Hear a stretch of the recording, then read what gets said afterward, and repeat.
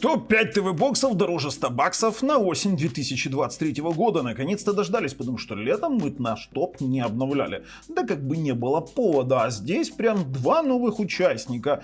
И все как-то вот очень интересно у нас продвинулось с выходом именно одной новинки, которая вообще поменяла рынок ТВ-бокс настроения. Но об этом всем в сегодняшнем обзоре. Топ-5 ТВ-боксов из Китая, ребята, из Китая, чтобы вы не задавали вопросы, дороже $100 на канале Технозон. Поехали!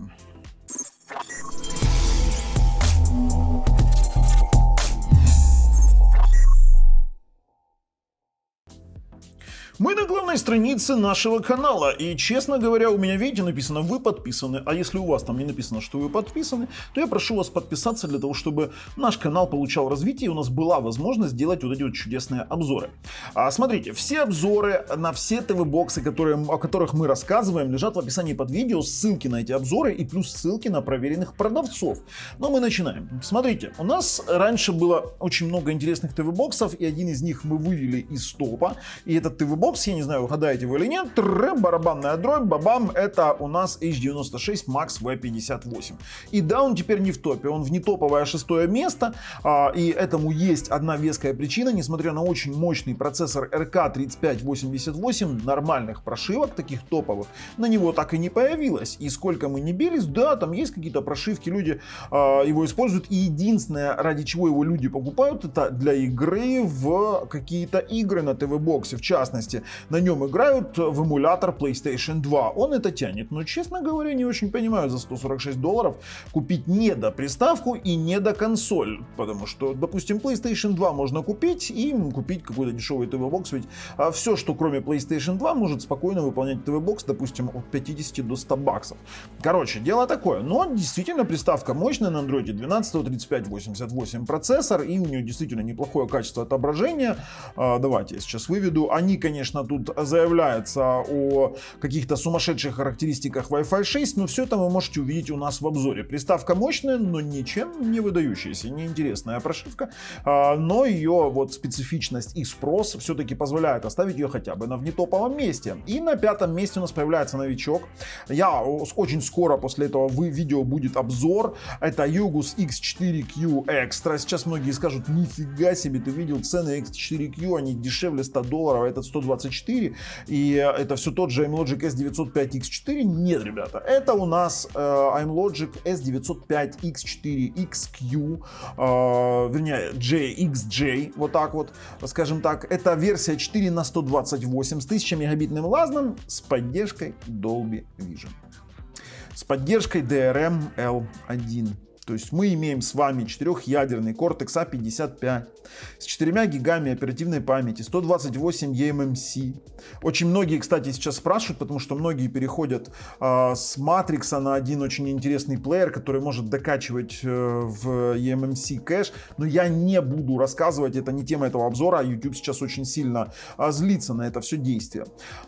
При этом этот ТВ-бокс имеет всю ту же прошивку Yugus и очень сильно прошивка похожа. Вот он, знаете, похож на лайтовую версию Yugus AM8. Кроме того, что он не поддерживает 4К 120 Гц и 8К 60 FPS. И да, он не такой мощный.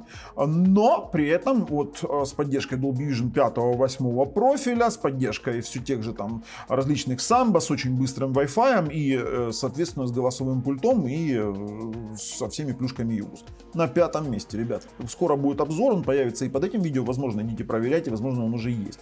Поэтому он того стоит, поверьте. Это получше, чем Yugus, допустим, AM7.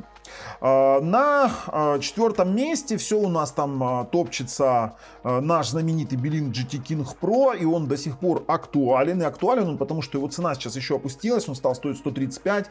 Вернее, не этот, у нас прошка. Нам прошка нужна, вот она, 4 на 64, но здесь ее нет в наличии. Я ссылку закину в описании под видео, будет. То есть прошка актуальна. Почему? Потому что на нее есть прошивка Slim Box, он на Wi-Fi 6, на S922 XH процессоре с лицензиями Dolby Digital и DTS Audio, но без Dolby Vision. Хотя он холодный, прикольный и на слиме работает очень даже неплохо. 4 на 64, Cortex A73 ядра, с Wi-Fi 6 заслужил свое старое уже доверие, потому что что, знаете, в чем вопрос? Белинка.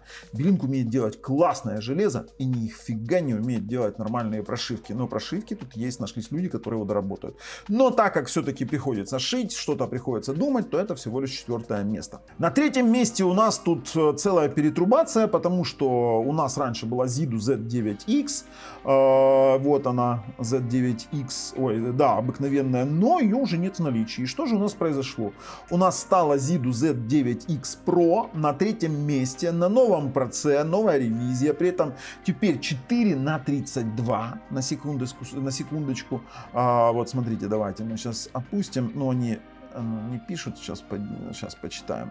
То есть он теперь в другом цвете с поддержкой HDR10+, с поддержкой Dolby Vision. Это новый проц Mali G57 RTD1619 PBD. Это у нас новая ревизия с поддержкой AV1, с поддержкой HDMI 2.1, с поддержкой Wi-Fi 6. И это все та же ZIDU с ее прекрасными возможностями вывода Dolby Vision контента, с ее прекрасными возможностями вывода звука практически всех форматов и подключения жестких дисков прямо к SATA порту.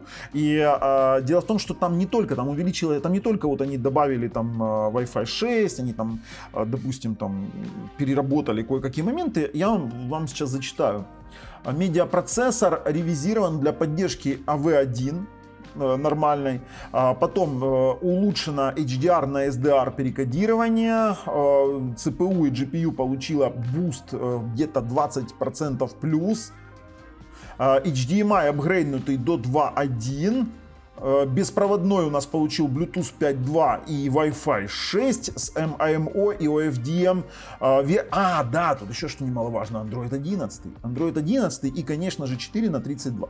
Многие спросят, а что же ZIDU Z10 Pro? ZIDU Z10 Pro пока актуально, но на смену ей придет Z20 Pro. То есть эта ZIDU будет, скажем так, ее порубят, и у нас придет замена целого модельного ряда. У нас Z9X меняется на Z9X Pro, Z10 Pro меняется на Z20 Pro, Z1000 Pro будет меняться на Z2000 Pro, а Z1000 Pro еще одна будет на Z2600 Pro с Dual HDMI и плюс 2 экстра USB портами, и UHD 3000 будет заменен UHD 5000. То есть вот такой вот грандиозный апдейт. И на 3-м месте у нас ZIDU Z9X Pro, она уже у меня, я ее тестирую, она того стоит, обзор скоро тоже на канале, но мы уже торопимся вам об этом сказать, потому что цена его действительно, смотрите, там цена была нифига себе, а здесь-то и цена-то 249 баксов, а здесь ее уже нету, все, уже find similar items.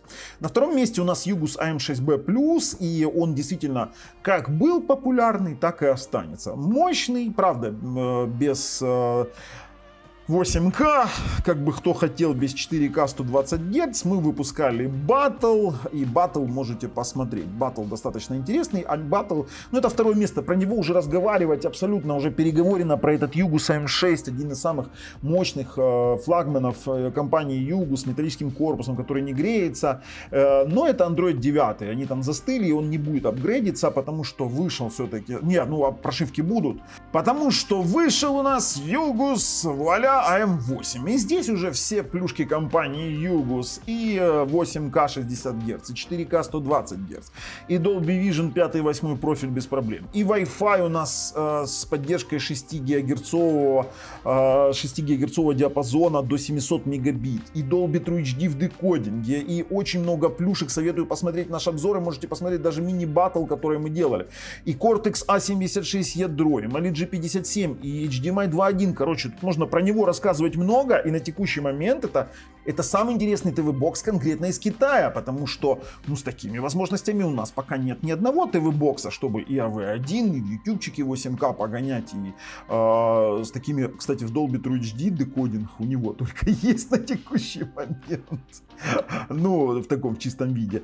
Не знаю. Но, правда, там нет DRM L1. Вы тоже должны это понимать. Но топ мы ваш представили, смотрим обзоры. А с вами был Бабл на канале Технозон. Пока.